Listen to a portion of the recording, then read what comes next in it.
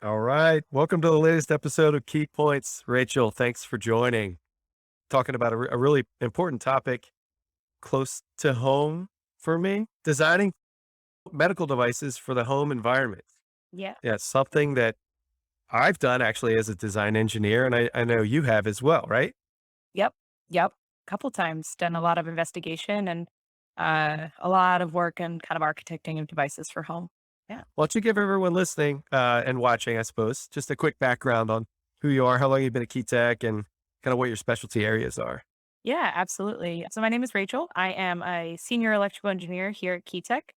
I have been at Keytech for 7 years, unless you also include I was an intern 8 years ago. So almost 8 years. I'm an electrical engineer by trade and by design. And in that I have done a lot of different roles on IVD, in vitro diagnostic devices and point of care devices. And across that spectrum, delved into both the electrical side of that world and electrical safety and EMC and how they vary for your different environments, and all those requirements, as well as just baseline system considerations and managing devices eventually intended for the home. I think to me, distributed healthcare is here. With the global pandemic, it only accelerated things. People weren't leaving their homes, and people just don't want to leave their homes in general. You don't want to go to the hospital, and also I feel like, and you can probably speak to this, that the technology is here. When I started at Key Tech 15 years ago, like literally smartphones were just beginning to be a thing. So smartphones are here, distributed healthcare is here. I guess any thoughts on that? Yeah, absolutely. I think people see it. They see it in their everyday. They see it in their iPhone watches that they can take blood pressure and they can do, your more basic things, but like the kind of remote health aspect of even just smartphones and Fitbits and things has really brought it to people's attention, just general monitoring healthcare in that aspect. And it's also bringing in like therapy. How can I and as you put it, like COVID has just exemplified that, so much more is, people are looking for ways they can use their iPhones to do things and kind of keep it simple and get more involved, but also, you know, expanding beyond that to actual treatments, things that we never thought possible, but are really just getting closer and closer to home with digital technology and, user interfaces and the ability to kind of create a connected world and do almost, kind of telecom, doctor's visits as well are really all kind of making it more and more seen that people can see that this is a real path forward. One thing about kind of a therapy, and I think that's one type of home healthcare device that I think Key Tech actually has done and will continue to do quite a bit of work in that area. The smartphone enabled apps, we're doing that, but and wearable smartwatches, things like that, those exist. Those are Apple products, Google products, Android platforms. But the ones where it's a combination active wearable or something that a user interacts with and the connected smartphone, I think we're going to be doing a little bit more in that space. And that's actually, one of the products I know you've worked on, and also showing my age and maybe a plot twist. I actually was a project manager of a home healthcare product. So I've been down the path that you have gone down recently, and definitely gonna share some of my lessons along the way there as well. The product I designed was also a body worn monitor, but it was also interrogating something in the body. And I know the product you're working on is eventually getting to do that as well. Yeah, it definitely adds to your point, like there's monitoring and then there's active kind of patient like delivery drug delivery or therapy or really integrating, treatment into in-home wearable. It's a kind of a different ball game, but it's a really unique challenge in both respects, but definitely bringing on the delivering something to a patient or providing something to a patient that brings a unique challenge and definitely more complicated from a safety perspective and FDA's kind of view of what you're doing. Right. So when you think about the home environment, certainly you have the product and its impact on the patient, but I also like to maybe we should talk a little bit about the home itself. And I thought it'd be a fun activity to sort of juxtapose our two completely different home environments. So that the Rachel home environment and the Andy home environment. And it's possible that a product designer is going to have to design for both environments. So describe to me what I picture your fairly serene home environment, and I'll describe mine. Ah, it's so quiet. I come home, I've got my dog who's, very, very needy, but he's always running around getting under your feet. I live in a apartment with a nice elevator, but I'm about to move to a 100-year-old skinny, skinny town hall or row home in Baltimore City. But yeah, it's myself and my husband and it's, pretty peaceful overall. But we live in maybe 1,000 square feet with, 1 floor and, we're about to move to 3 floors and still only 1,000 square feet. So it kind of is, pretty small in the grand scheme of things. Yeah. So when you think about failure modes in your house, sounds like maybe your dog could knock over a cup, or maybe you could drop something, or I don't know. It seems like a fairly safe environment for a medical device to live in. Would you say? It is, Yeah. with the exception of my dog, I would say and so it can't be too small or look like a bone. Uh, but otherwise, it's pretty safe from my dog. Got it. All right. So I guess I'll go. My turn. So I have three small children. I live in a brick colonial. I have one corgi. I have one cat. I have two bunnies, and I have yeah. That's pretty much it. The last count. So it's a crazy home environment. I think daily orange juice is spilled on smartphones, on TVs. Last night I got home, my son had taken a marble and thrown it out a window, broke a window pane. So you know, anything is fair game to be spilled on or thrown across the house, dragged up and down the stairs. Yeah, completely different environment than yours, but yeah, Wow. yeah. I'm happy to be at work. I'll tell you, it's nice and quiet. So, but yeah, but on a more serious note, so I mean, we are certainly able-bodied humans, patients, caregivers, you and I, but I think the reality is that the patients that we're designing these products for, maybe they live alone and they don't have help. So how do you design a product that's easy to use, that's reliable, that's easy to, pick up and store? Or, maybe you're a parent caring for a child. We have a nebulizer at my house, and I guess that's the closest I've come to really serious at home medical device use. That's pretty straightforward, but a parent who's uneducated, really, compared to a clinician. I mean, everybody's educated compared to a clinician, but a scared parent trying to teach their child how to use the device or use the product on their child. And then what happens to the two other children when they pick up the device and drop it? These are real design scenarios that our clients and that we face with these types of products. It's a real challenge, and it can be really hard to kind of get your head around all those different facets early on in a project, especially when you know it's going into the home. And I think to kind of add another element there is if you're doing acute or chronic treatment, you have to consider, what what type of treatment, what is the severity of the illness that you're trying to treat at home. So if you're trying to treat a very severe illness at home, there's a different level of faculties and assumptions there that also kind of impact the device, let alone, the person's, financial or other or like home situation. There's the physical reality of the illness and the required treatment, how long it takes. And then there's how do you train a person? So it kind of goes all the way from the environment to the patient themselves and what they're dealing with to their ability to understand how to use it, but also comprehend what it's telling them in the end. So if it's a diagnostic device or it's not a straightforward yes or no answer. It's, giving you some sort of measurement for, I don't know, diabetes or other sorts of illnesses. How can you relay complicated information in a way that someone can understand it? It's a real challenge. And it all comes back to, you know, trying to get an early kind of scope of what your device is going to be and how you can design your device to kind of outfit all those different elements, and that can be getting it to users quickly. There can be voice of customer studies to understand what is the use cases and what are non-starters for people going through certain things. But there's a lot of ways to kind of tackle it early, and I think early is just important, but it can be overwhelming to kind of Sure. try and gather it all. Yeah, yeah, medical device development in general can be overwhelming. Yeah, Having yeah, having run a project as a younger PM, it's definitely overwhelming, from my experience, but I guess let we beat overwhelming with process, right? That's how it works.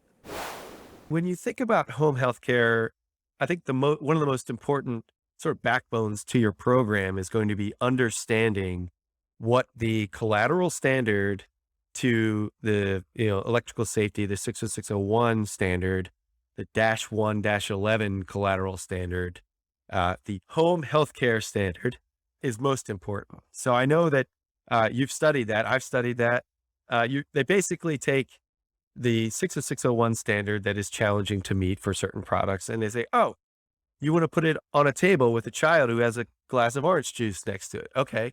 You're going to have to design it to a completely different level of safety, mechanical, electrical safety. I guess in your experience, Rachel, like what are some of the challenges with designing to the dash one dash 11 collateral standard, the one that's more specific to home healthcare usage? yeah, it definitely constrains you in, several areas, on the electrical safety side, for example. It's very particular about, you've moved into this uncontrolled environment. You're now in people's apartments or homes that could be 150-year-old, or, Baltimore City townhomes, or could be, really nice, brand new, rebuilt, remodeled homes with, 21st century best electrical wiring you could ever get.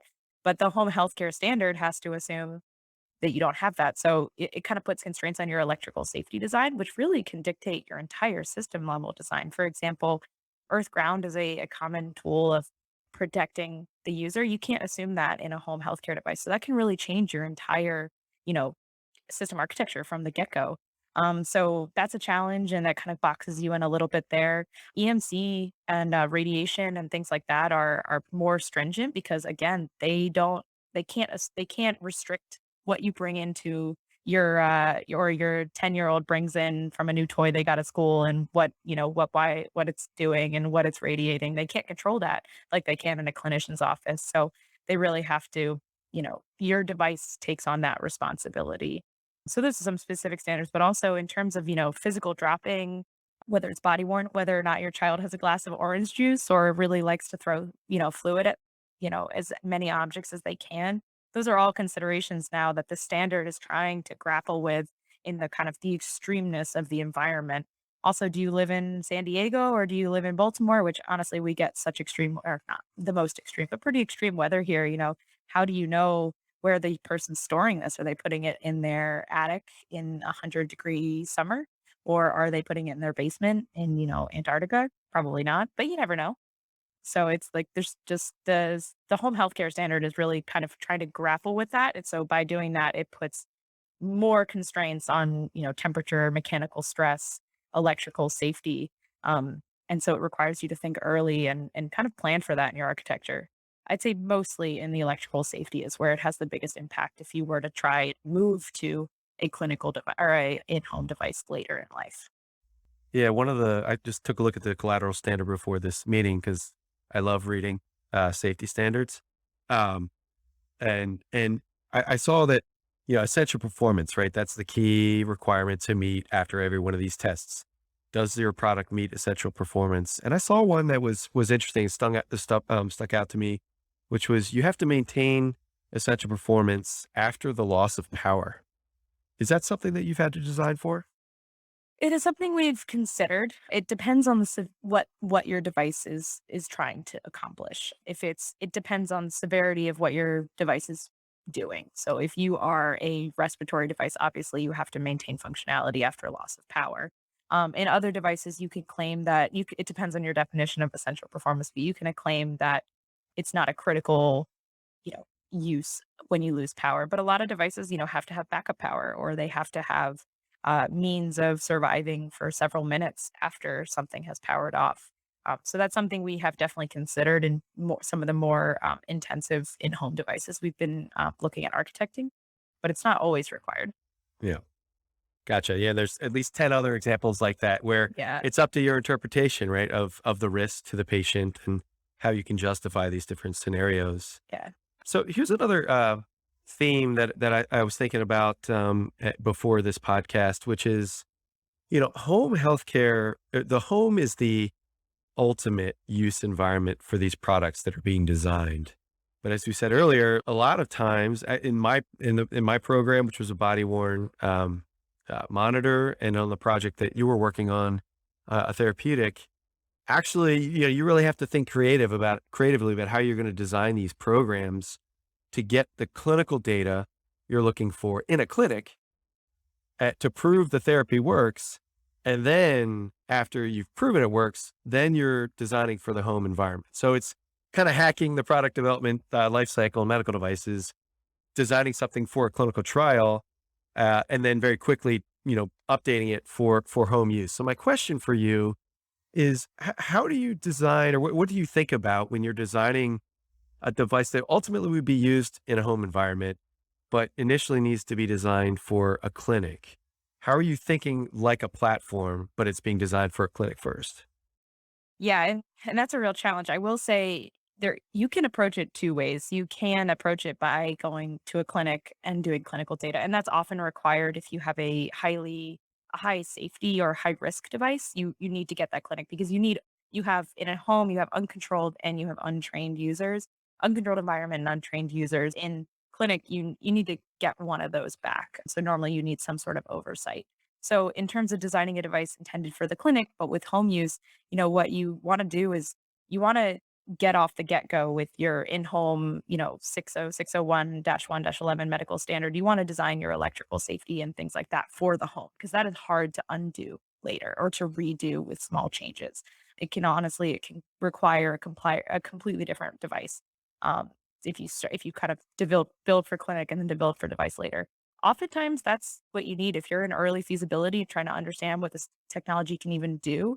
You don't wanna over-constrain yourself in a clinic device, so you want the flexibility. So sometimes it makes sense to divide a device for the clinic as like a prototyping device, and then with real purpose, move to a in-home device later. But we have done it the other way too, where we design a device to actually do clinical trials in the home. That has a lot of challenges associated with it because you now don't have oversight. So you also have to interpret your data with the thought of, is my user using it correctly? So it becomes an additional challenge of how do you collect this data and know that you're getting real data.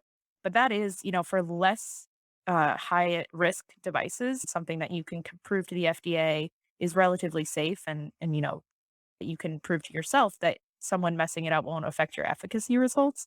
That's another approach, is to go straight to the home, but it is a challenge, so you really have to be prepared to kind of get that connectivity and get data back, and really think about structuring your clinical trial from a home interface early. Yep. No, I definitely agree with designing the electrical architecture for the finished product for sure. Software is probably in that category too. Yeah, I think where you want to put all the hooks in place for designing for the ultimate product, but maybe not actually populate everything for and your trial device. that can be an additional challenge when you're early and trying to understand how your technology when you're proving a technology, how you can kind of build in how that even that the science works in a lab versus in a home or in a clinic. It can be really challenging to constrain yourself to an in-home environment early. So sometimes you make the leap and you get the clinical data with a different device. So let's focus on the home some more here. So you mentioned untrained user. There's a plenty at home. What are some examples of like misuse that you've had to consider, end user or patient misuse in the home environment? Yeah, I feel like you gotta get some of our, industrial designer stance to talk about what they've seen at user studies. I think, one thing we was it's you always find a way for someone to use it in a way you could never have imagined. So you can think of every way under the sun someone could use something, and give it to 10 users, and I guarantee you someone will use it in a way you didn't expect. So, how you prepare for that is you get it into the hands of users early. You really do, and you're never gonna catch 100% of those ways that someone deals with it, or 100% of, all the ways that someone can deal with it, but it really gives you early insight into the ways that users are gonna see it. In terms of, specific things that we've had to deal with is when you're dealing with a therapy with, with someone that has kids in the home, you have to make sure that a child can't pick it up and put it on or do anything to harm themselves. So that can be a real challenge in terms of creating safety lockouts. Sometimes they're as simple as like password protected devices and making sure that it doesn't turn on just with a flick of a switch and other things. But other times it can be more stringent. You could have other identification marks or other it can happen in software and hardware or in user design. Can you design this thing to only fit for a specific person, like custom, orthotics, for an example, but with, the science kind of integrated in that? Is there a way you can make the device impossible to use for other people? And normally it's a combination. It's a combination of alerts, lockouts, and designing the device to work as intended. Obviously, the latter, the last one is the preferred one because alerts and lockouts sometimes give you more headaches in terms of alarms and designing to kind of throw errors all the time. You really just want it to be easy to use, but also safe. What are some of the ways that you've incorporated or I guess met the increased electrical safety requirements put on you by the -1-11 collateral standard? What are some of the practices that you employ? A couple of things is the 60601-11 standard or -1-11 standard just constrains you in where you have to begin. So if you're starting from scratch, it does limit you. You have to be very careful about meeting means of protection for your patients. That's true of all 60601, but what 60601-1-11 does is it constrains you in how you're allowed to do that. So it can end up having a pretty big impact in how you architect your electronics because you don't have the ability to assume a good earth ground system. You have to design substantially more encryption clearances, etc.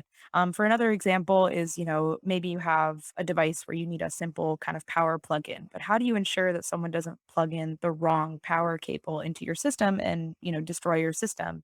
So, it might be you could throw a lockout so that it doesn't turn on if the user puts in the right thing, or more smartly, you design it to accept a wider range of inputs to kind of avoid that error altogether. So those are kind of some examples. On EMC, it's about picking components that are, pre-certified to those specific home healthcare standards. If you can do that, that definitely is a little bit limiting, but it'll save you headache in the long run. So that's very helpful as well. So, we talked about, breaking the rules and getting in the home early to learn as much as you can about the patient's user environment, their user experience. What are they going to experience with this product? And what one aspect of these devices that we haven't talked about much is software. So when you're going into the home to learn about this use environment and the user experience, what should you be looking for, specific to software?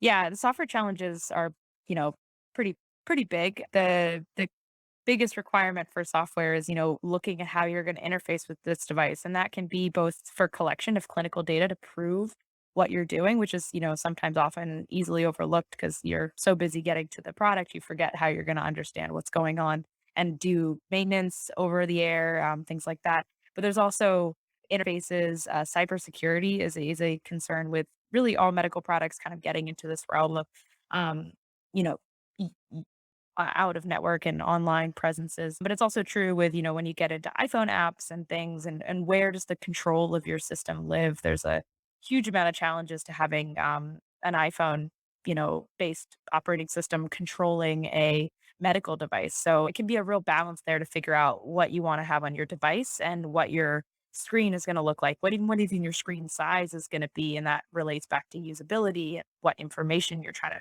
display to the user. So there's a lot of challenges kind of upstream from collecting the data to how you're going to create that protocol and how you're going to make that protocol work in all cases, as well as down to the actual device level. How are you going to accurately disseminate information to the user? And that it really gets at the software, the core software kind of uh, process. Are you making a software that's familiar to users? Do you have an iPhone app or do you have a custom app? And that can really be a challenge from a medical development standpoint and safety. So it's often about balancing the two, giving the users an interface that they're comfortable with and familiar with, and also having something that is really kind of custom and locked down to make sure that it's safe. Yep. Totally makes sense. I'm gonna pick on the screen size thing for a minute because, I did run a project, 9 years ago, 10 years ago now. And screen survivability was a real challenge. So the user, we realized what size screen would fit.